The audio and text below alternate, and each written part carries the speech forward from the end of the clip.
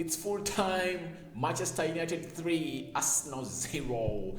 Arsenal's journey to Manchester has not been an easy one. They first scored the goal. They were the first to score the goal. United came out and equalized, then went in the lead. Arsenal equalized, and then United scored a penalty to make it 3-2 in there. Welcome to Rokani Football Podcast, guys. How are you and where are you watching us from? I feel like this is a video I should do right now before I even go to bed, because if I do it later, news would have expired in there. Now today, it happened to be the last game of Michael Carrick, the interim manager, the caretaker manager of Manchester United, because Ralph Rangnick's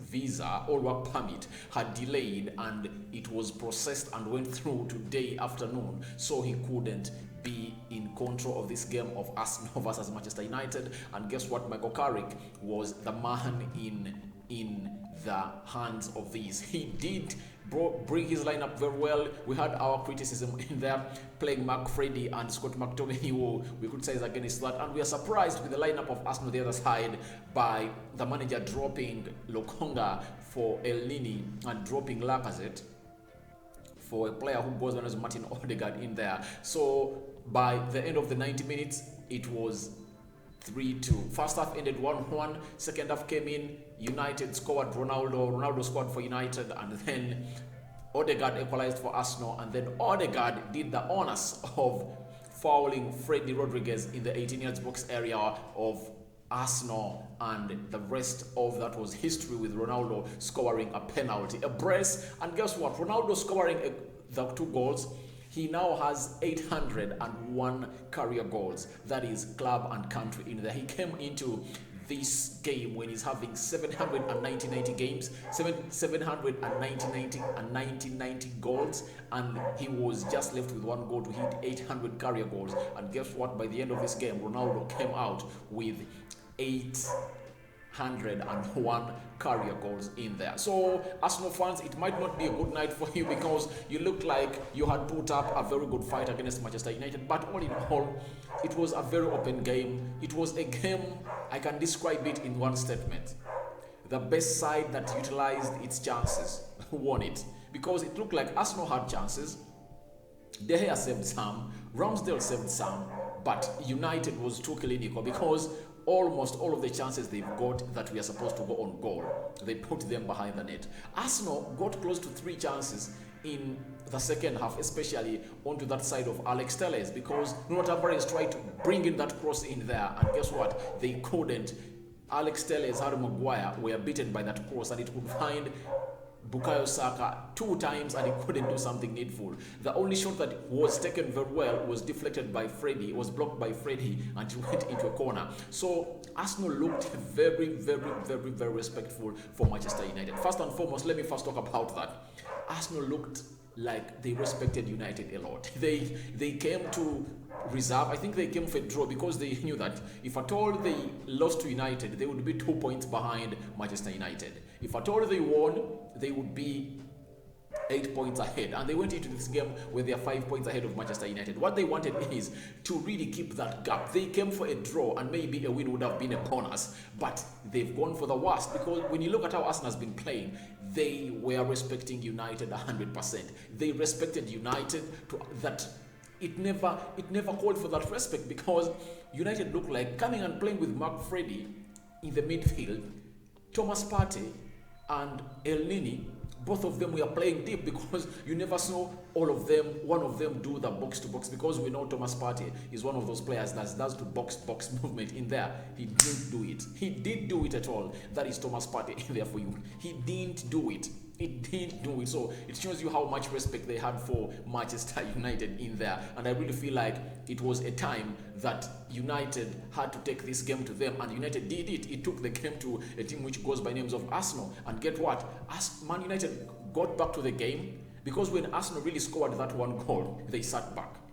They knew that we can really defend this 1 goal, because they know that they don't concede lots of goals, but it depends who is attacking you. You can't be facing Jadon Sancho, Marcus Rashford, Bruno Fernandes, and Cristiano Ronaldo, arguably one of the greatest players in the football on planet Earth alive.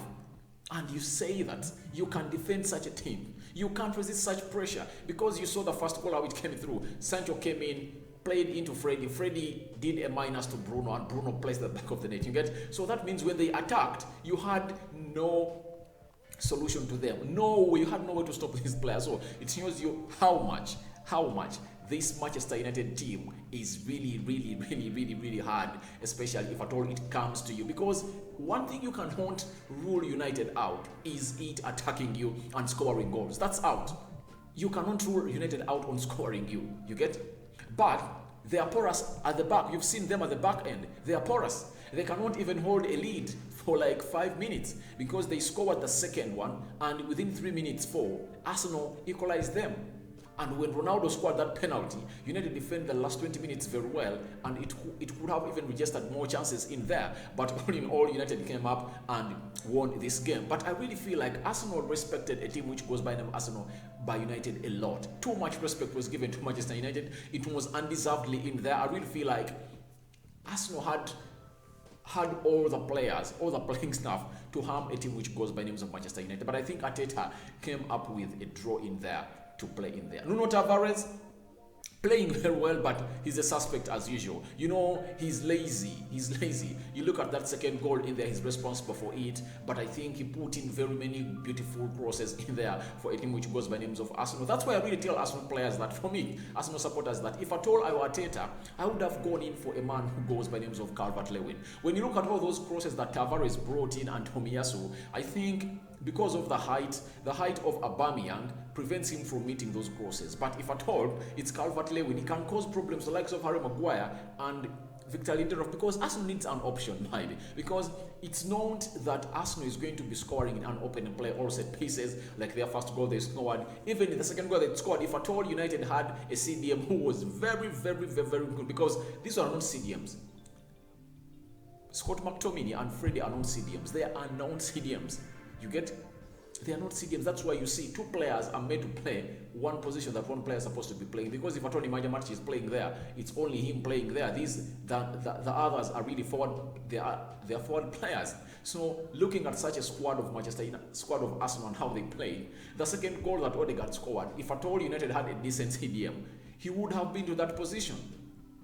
You get? He would have been to that position to prevent him from really getting that free ball to shoot at the back of the net. So I feel like Arsenal deserves a person who is really going to come in and give them an option. I think they like Watkins, but I think because Watkins is like a Aubameyang, he's Martinelli, you get his like Lacazette in there, though he's very direct like Emily Smith-Rowe in there, but I really feel like Arsenal needs something better. That is a Calvert-Lewin, because Calvert-Lewin comes in and he gives you something different. He is energetic, he is tall, he can win. You can really, if at all the midfield you fail to pass through the midfield, you can use him to play behind the defenders of like Manchester United or the opponent. He wins that ball because he's tall. Ramsdale, because he has a very good service on him, he does a long one. Calvert-Lewin holds it up. He plays in the Smith-Rowes of this world, the Odegaards in there, and they do the needful for the team. So to me, I really feel like it's time Arsenal came up and did the needful. And what is the needful? The needful is one. Arsenal needs to get in another centre forward, because Aubameyang is really known at the level of getting Arsenal to the level where they want.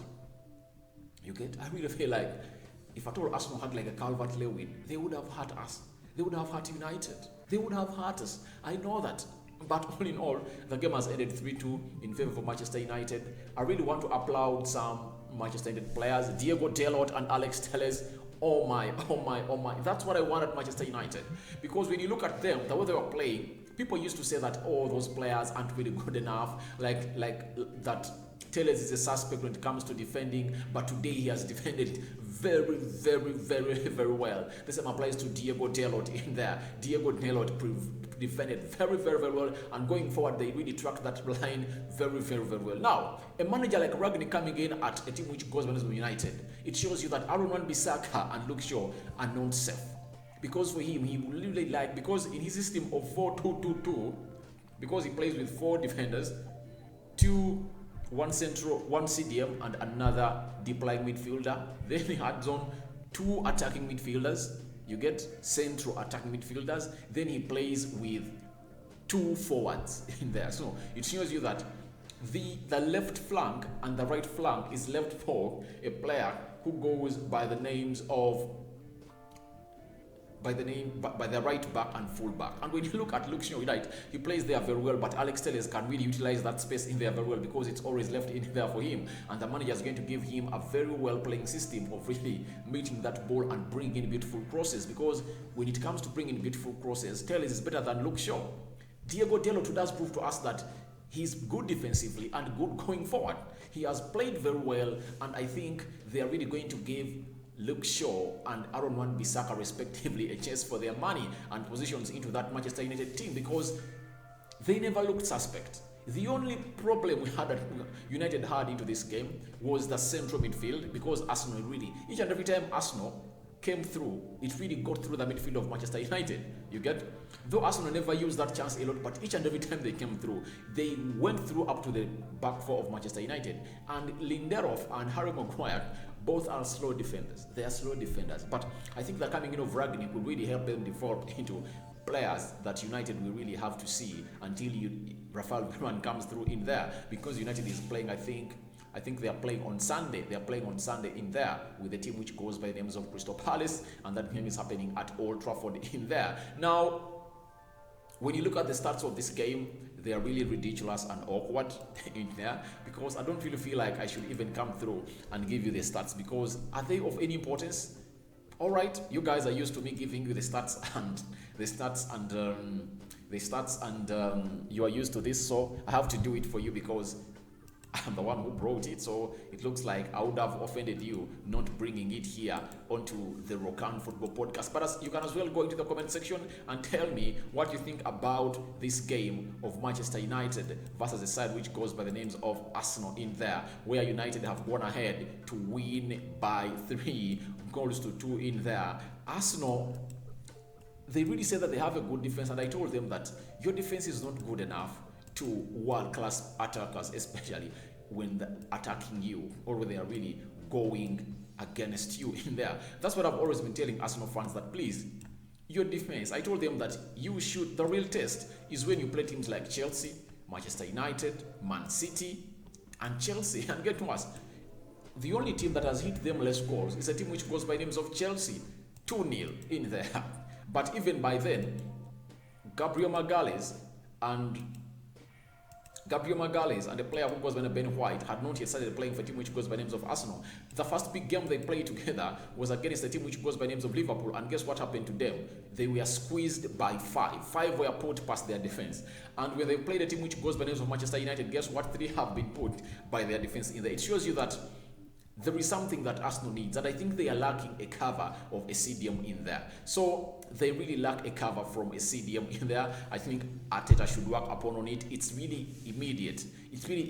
Arsenal needs a CDM, and I think that the Lokonga is still a developing player. And you see today, he has not played him because, he would have been suspect to that midfield. That's why he brought in Elneny, because Elneny has experience. He has played Manchester United before and very many other big teams in there. So Arsenal looked like the midfield, it was really okay. Emily Smith-Rowe, I want to credit him. I think that guy, that 20-year-old English international is really gifted, and he has luck on him. Anything that has luck on him is unstoppable. You saw David De Gea being stepped off out by Freddie. He hits that ball, it goes directly to the back of the net. He gives Arsenal a lead, and I think he now has close to 6 goals in the Premier League. That is a very good scoring rate of Emily Smith-Rowe. That means he can even average a double figure in the Premier League only. So I really wish him well. Martinelli really played very well today, and he looked like he released Aubameyang in a certain ball in there. Though when he was playing at the side as a right attacking midfielder, he didn't create a lot of problems to Telles. Telles matched his pace, he matched his skill, and he could even slide into those balls in there very well. That is Alex Telles in there for you. But when he was really changed and was passing through the midfield, because the midfield of United was nowhere to be seen. He really looked to be a threat in that. I feel like he's supposed to be played more centrally than playing him wide, because he's really a very good player at Arsenal. And I think Arteta really has to take a risk. What risk is he supposed to take? Get off Aubameyang and let Martinelli lead the line. Just do that. Just do that. Just do that. Give him that chance to read the line, because he's really talented. He's young, he's energetic, he has that pace, and he has lots of things he's chasing for. He's not like Aubameyang. You get? You get? So I think he's good in there. And I don't think that Arsenal really... Alright, a draw would have been a fair reaction, would have been a fair result for both teams, but as you know, Arsenal ruined its day there, and they never really got to the goal of United again, where United really went ahead to hit them hard in there. Now we go to the statistics, as most of you are requesting for them. The match statistics in there. Manchester United had 14 shots, Arsenal had 17. 10 shots on target for Manchester United, 8 shots on target for Arsenal. 44% ball possession, 56% ball possession for Arsenal. It shows you that Arsenal really possessed the ball more than Manchester United. 431 passes for a team which goes by the names of Manchester United. 522 for a team which goes by names of Arsenal. Passing accuracy, 82% for Manchester United, 83% for a team which goes by names of Arsenal. Fouls, 9 fouls for Manchester United, 10 for Arsenal. 1 yellow card for Manchester United, which went to Scott McTominay, and Arsenal got 0 yellow cards.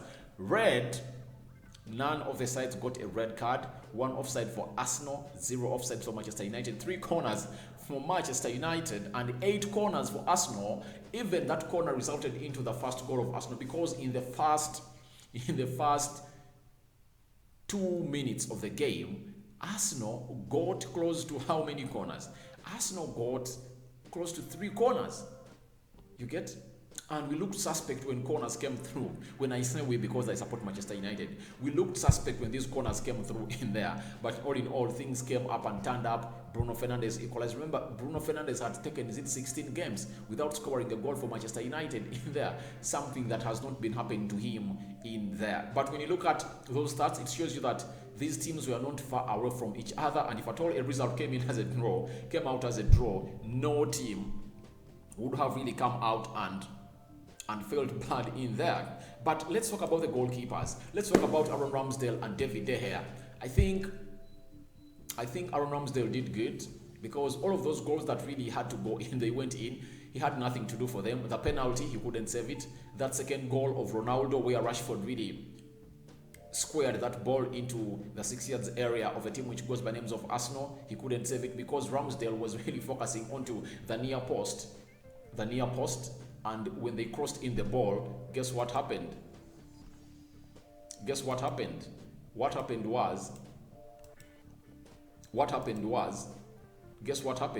sorry for that, power. That's Uganda for you. Power comes in and goes. So that's Uganda for you.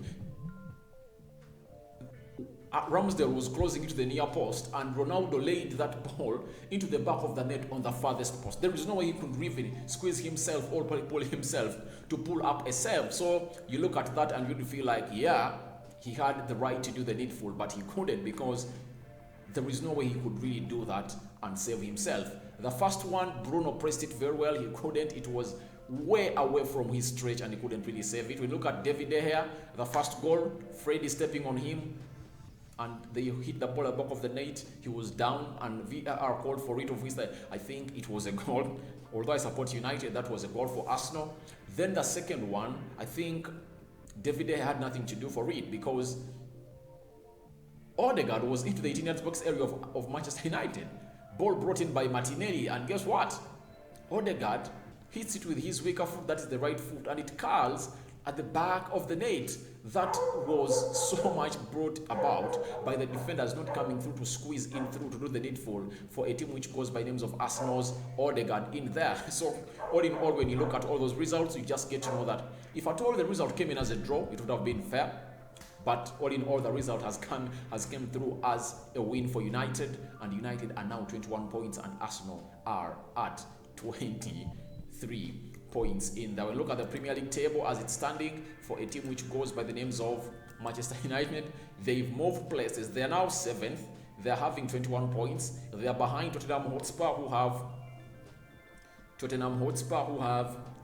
have 22 points, yet they have a game in hand. That means if at all Tottenham really wins its game in hand, they're really going to go into the 4th position in there, and they'll be 4 points ahead of Manchester United.